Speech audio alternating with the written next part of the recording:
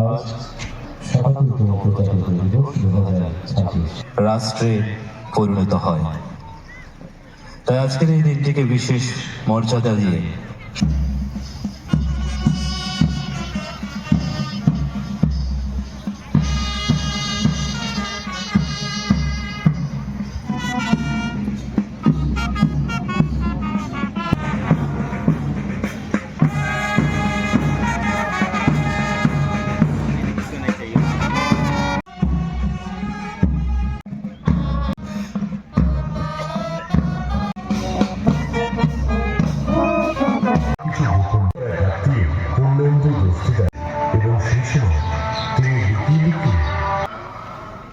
জনগণ পূর্ণতা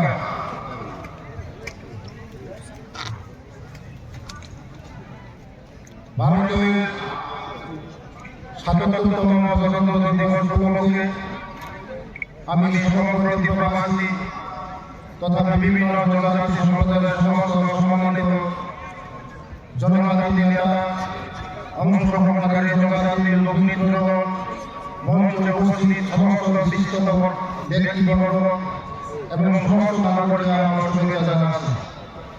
রাজ্য সরকার জনজাতি জনগোষ্ঠীর অর্থ-সামাজিক উন্নয়নের লক্ষ্যে বিশেষভাবে সচেতন। ভারতবর্ষের যশস্বী প্রধানমন্ত্রী শ্রদ্ধেয় শ্রী নরেন্দ্র মোদীর নেতৃত্বে এবং রাজ্যের জনপ্রিয় মুখ্যমন্ত্রী শ্রদ্ধেয় শ্রী মানিক সাহার দিক নির্দেশনায় রাজ্য সরকার জনজাতিদের উন্নয়নমূলক কর্মসূচিকে সার্বিক গুরুত্ব সহকারে বাস্তবায়িত করে চলছে।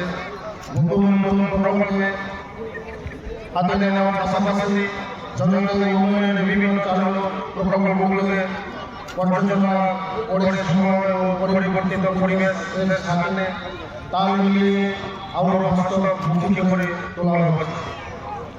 জনজাতি জনগোষ্ঠীর অর্থ-সামাজিক উন্নয়নের লক্ষ্যে রাজ্য সরকার নিরন্তর প্রচেষ্টায় ফলস্বরূপ ত্রিপুরা রাজ্যে সমৃদ্ধ ৩টি জাতীয় পুরস্কার অর্জন করেছে।